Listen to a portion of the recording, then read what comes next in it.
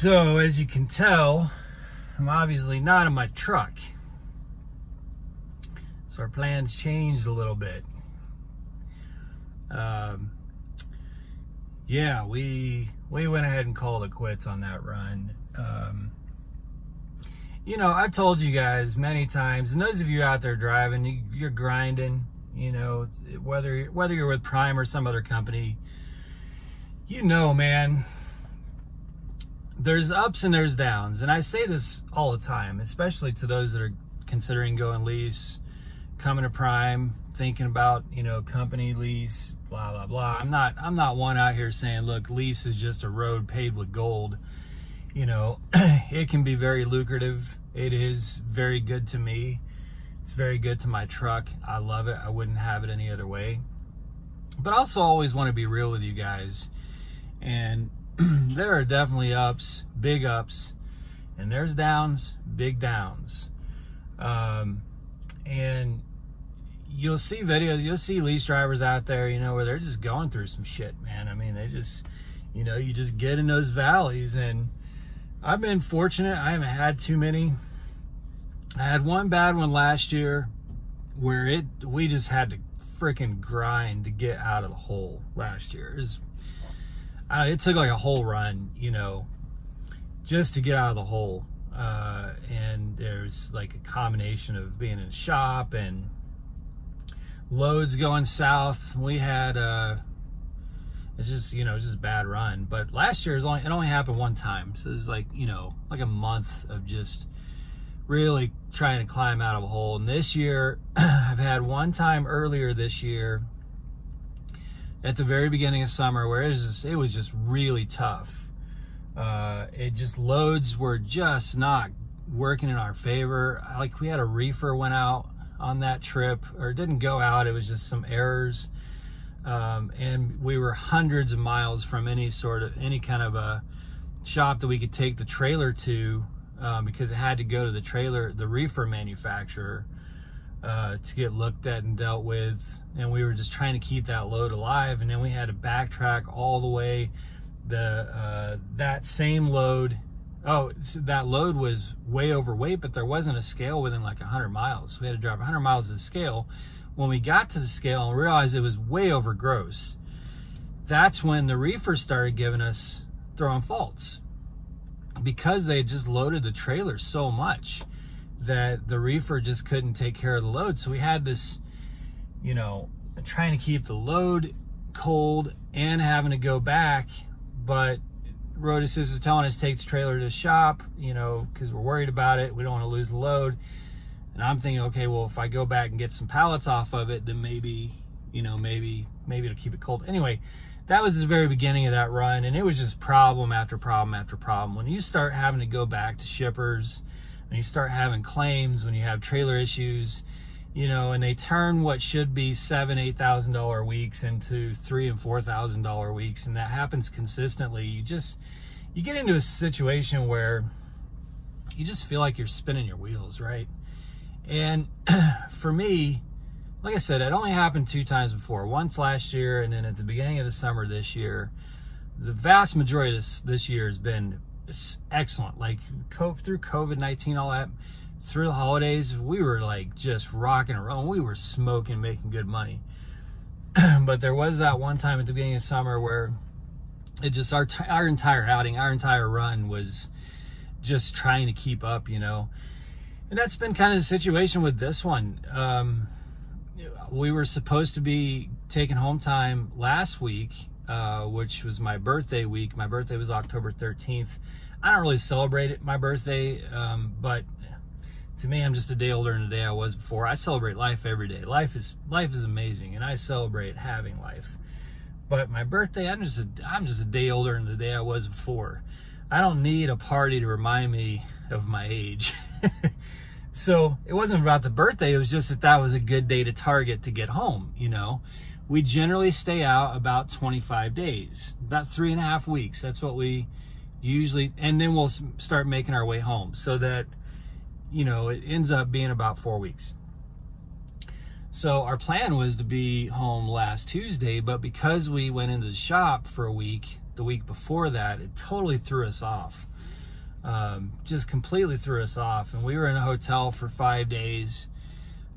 We had to pay for that hotel. Now that's a business expense, so it's going to be, you know, I'll be able to write that off on taxes. So I don't really want to look at that as just paying money out of pocket, because they either have to give it to Uncle Sam or, you know, give it to a hotel chain.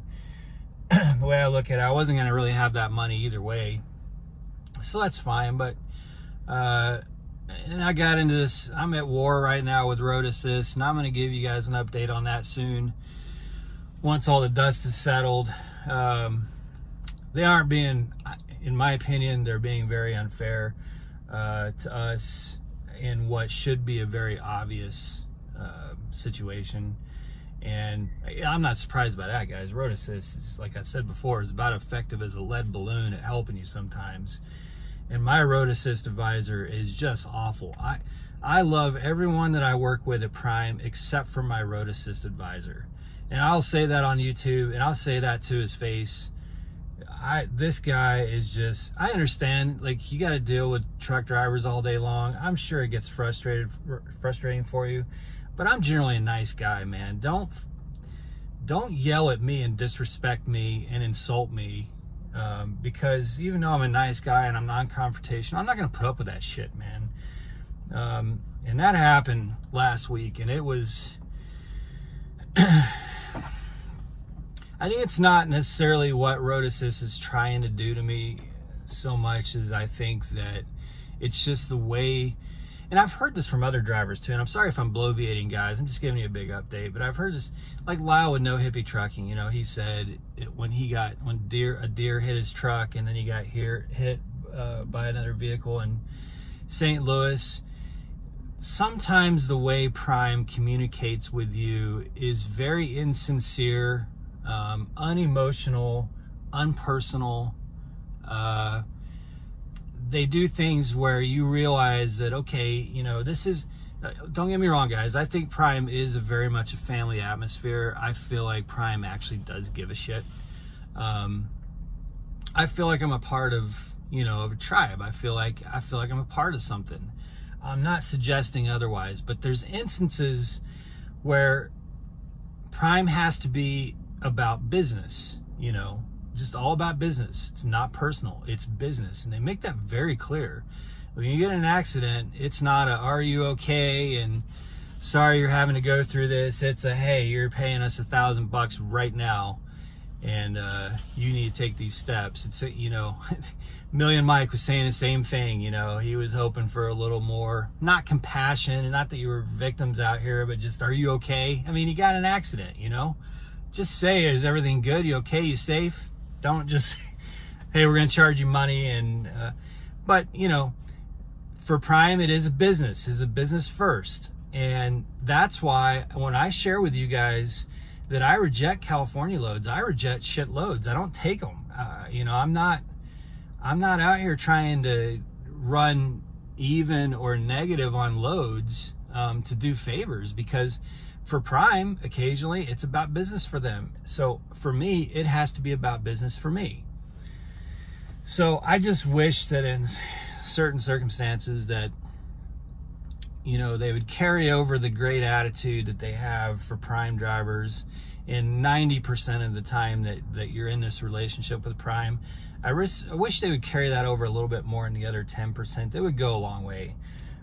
So anyway, you know, that road assist thing, just the way that my advisor, who in my opinion is just a shithead, to be honest with you, he's just a disrespectful, insulting, it just threw me off, you know. And because we were behind in this run, in this outing, when that started happening, we only got the one load which we took to California, and we never went in the hole. We didn't even break even. I got like $1,000. Jenna got, I don't know, $300 or $400. So it's not, I mean, you know, would I want $3,000 or $4,000 for that week? Of course I would. That's what I've strived to get every week. But, you know, if you're down and in a hotel for a week and you still are able to bring home $1,000, you know, I was like, that's okay. And then this load that we brought and dropped off in Springfield, we are home in Springfield. It was an amazing load. I mean, it paid well over $2 a mile. We had to fight to get it out of California. So it sucked. It sucked to make the decision to not take that all the way to the 90. But guys, my headlight's still giving me problems. Went through Flagstaff, Arizona, and lost my headlight probably 15 times in one night. 5 times in 3 miles in Flagstaff. So anywhere where there's really rough roads, where it's real rutted and there's potholes, I'm losing my headlight. Like, you know, it goes out. I get the low beam fault. Doesn't matter if I change the bulb. Doesn't matter what I do. The only way to get it to come back on is to turn all the lights off on the truck and then back on if it's not raining. If it is raining and I've got the windshield wipers on, well, you can't turn the headlights off. They're always on if the windshield wipers are on. So in that instance, the only way to get the headlight to come back on is to hit the 4-way flashers and then turn the 4-way flashers back off, and the headlight will come back on. So all that time in the shop, and they replaced the headlight assembly, didn't do anything, still doing it. So you know, getting to the point where making $1,000 a week, fighting with this headlight, occasionally you just get these times where you feel like you're spinning your wheels. You know what I'm saying? And I don't like to run like that. You know, to me, when that starts happening, it almost feels like I was just watching a show, a documentary about the shock jock up in New York City who got into a gambling situation, you know. I can't remember the name of it. Really good documentary, but just talking, I mean, he'd like gambled like $30 million or something, blackjack. It's crazy.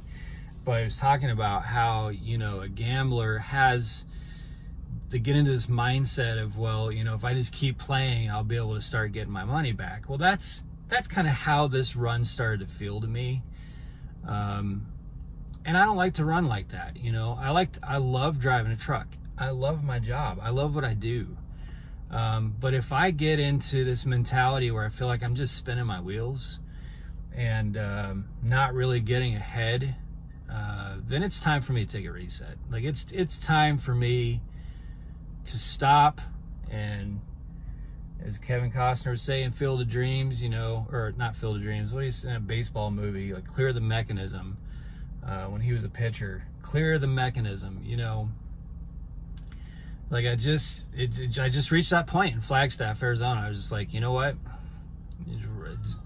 Trying to get my headlight to come on all night, knowing that, and I got road assist telling me, oh, you just take it into a Peterbilt. Yeah, I just spent a week in Peterbilt. Not only did I spend a week in Peterbilt, you didn't fix the problem, and you told me I'm not going to get breakdown pay because the things that you did for me were out of courtesy for me. Courtesy to keep my truck legal. Amazing. Anyway, like I said, more on that when all the dust settles. But it just, that point was like, you know, I don't want to go sit in a Peterbilt somewhere in Ohio. I don't want to go sit in a Peterbilt shop somewhere. If I'm going to have to figure this out, it's going to be in Springfield. Because then I just take the truck, drop it off, and go home. I want to go home anyway. We wanted our home time last week. You know, I'm not going to keep running only making $1,000 a week and fighting with these mechanical issues. I'm just not going to do it. So we made the call, you know, we call it quits, and we call it quits on a great load. It was a $5,000 load, like 2,200 miles, 2,300 miles, something like that. So it was hard. It was hard to call my fleet manager and just be like, look, bro, you know, I'd like to get this repowered in Springfield. I'd like to drop it in Springfield. I'm just gonna go home. You know, I'm just gonna take my truck over to Peterbilt Monday morning, and I'm just gonna take a breath. And it worked out really well as far as the timing, because that load paid so well that I got almost I don't know, $3,700 to take it just to Springfield. So, you know, because it's only Saturday, we dropped it off yesterday, which is Friday.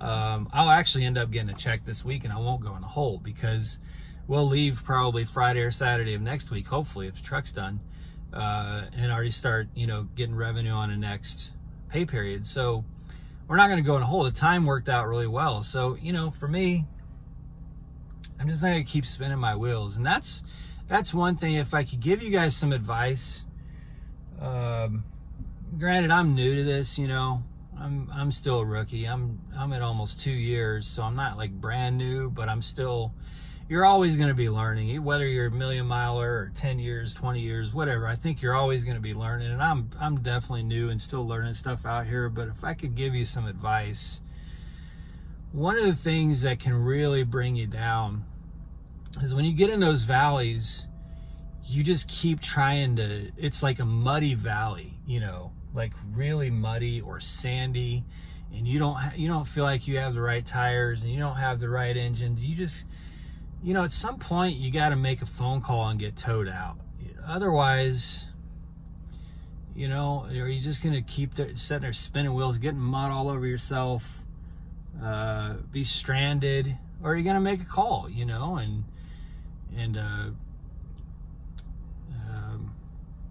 just get out of the situation, you know? Like, I feel like when you get on a run out here and you're grinding and grinding and grinding and you're just not getting anywhere, you got to take a step back from it, because that's at the point where I've seen a lot of drivers quit. Like, that's at the point where I've seen, like, you'll see drivers out there on YouTube, they got into one of those valleys, you know, they got into one of those situations, one of those phases, and it just beat them up. It just kicked their ass, and they made their judgment on the entire experience of trucking, of being with Prime or whatever company, based on that valley, because they just kept letting it beat them up. They didn't take a step back. They didn't look at it in context. They didn't see the big picture. They didn't, you know, kind of just analyze the whole situation. Take a deep breath, take a break, reset your mind, reset yourself, you know. I would highly suggest that if you get into a situation, if you're brand new and you go into leasing, you're going to have these situations. I promise you. It's not going to happen often if you run hard and you're diligent and you're smart about things and you make good decisions, but it is going to happen. Like, it's inevitable. It's going to happen. I have a brand new 2021 Peterbilt, guys. It should not have any problems. It's got like 34,000 miles. It should not be having these kinds of problems, but it is. So my point is, it doesn't matter if you have an old truck, new truck, you know, it's just this happens out here. That's trucking. But when you just keep spinning your wheels, you got to take a step back and take a breath. Do not let that control you. Do not let that get to you. Do not let it overwhelm you. Don't judge the whole journey and the entire experience on that situation, because you can turn really negative really fast on the whole thing. Like I said, a lot of good drivers have left, thrown in a towel and quit because of these situations, and that's not me. I love what I do. I'm just not going to let it get to me. Like, if I get to the point where I feel, okay, I'm not getting anywhere and this is just going to continue being a struggle, then I'm going to take a step back and take a break. So that's what we're doing, and I feel good about it. I mean, I'm going to get the truck taken care of. I've already talked to Van with Peterbilt. I don't want to talk to my road assist advisor. I went above his head. I've had good conversations there. I'm going to get this taken care of, and you know, then get back out on the road refreshed and with a good mindset and ready to go. So anyway, I'm enjoying having my computer. For those of you who don't know, I used to be a film editor, so I've got like a $8,000 editing suite. I use Apple Motion, Final Cut Pro 10, and After Effects and all that. So I like when I'm able to sit down and work with my computer. It's new to me to be on YouTube, because out on the road I just film something with an iPhone. I'm used to working with, you know, 4K and 5K Blackmagic cinema cameras, and so to film something on an iPhone and just upload it to YouTube without any editing is new to me. It's a new experience, and sometimes I cringe, but hopefully you guys are enjoying this stuff. Hopefully you're enjoying the updates. We're definitely going to keep doing it. And I originally didn't intend on doing like daily vlogs. It wasn't I was thinking, oh, I'll piece together some stories and do maybe one a week. But I'm finding that I really enjoy just opening up my camera and sharing the story of the day. And I hope that it's somewhat interesting to you guys. I don't know, maybe it's not interesting at all. It's weird for me to sit here and talk to my phone, and it almost seems like no one should really care. But then I watch other YouTubers, you know, and they're doing the same thing. And I care. I enjoy it. I enjoy following their stories and seeing what they're up to and seeing what they're going through, because it's relatable, you know. So hopefully you guys are liking these. If they're boring as hell, tell me. If you don't like them, let me know. If you like them and would like them to continue, then let me know, because the plan is to keep doing them and trying to do them daily. Like I said, I wasn't planning on doing daily at the beginning, but I'm enjoying it. I'm finding it very easy to do. I'm usually behind the camera in my past profession, so I've never been in front of the camera, but I'm finding it really easy and enjoyable to do 15-20 minutes a day, sometimes two, just giving you guys updates. So appreciate you so much, you guys. We're at like 220 subscribers, and we've been on YouTube for a month. So that's, you know, I never expected. I thought if we had like 20 or 30 subscribers in a month, that I would feel pretty neat about that, you know.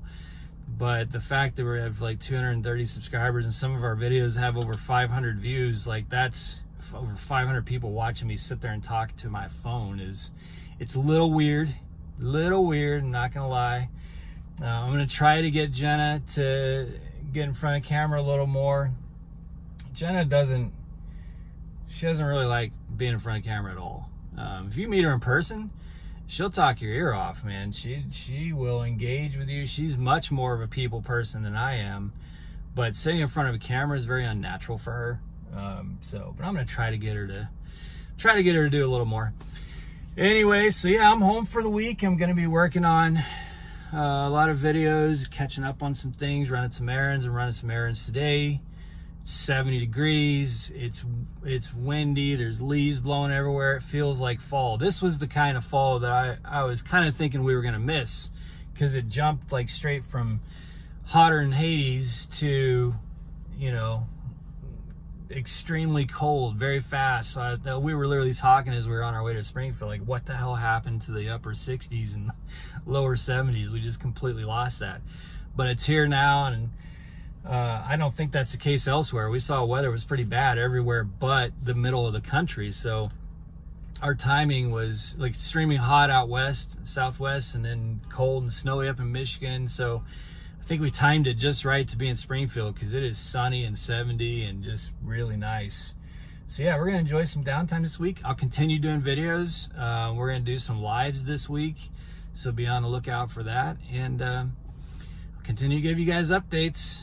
As always, very much appreciate the support, you guys. It is awesome. I love getting text messages. My phone number is down below in the description. We have a Discord set up, which is awesome. Another Prime driver who is like literally a pro Discord user set this amazing system up for Discord. So if you want to join our Prime driver Discord, it's not an official Prime Discord server, but it is a great place to chat, meet others, ask questions. Got a lot of different channels on it, so you can categorize discussions, and pretty neat. It's in the description below. So that's about it. Thanks so much, guys. As always, be safe out there, especially out there grinding. I'm at home, so it's easy for me to say, but seriously, guys, be safe out there. Make good decisions, and as always, drive to thrive. Until next time, I'm Eric, driverlineup.com. See you guys soon.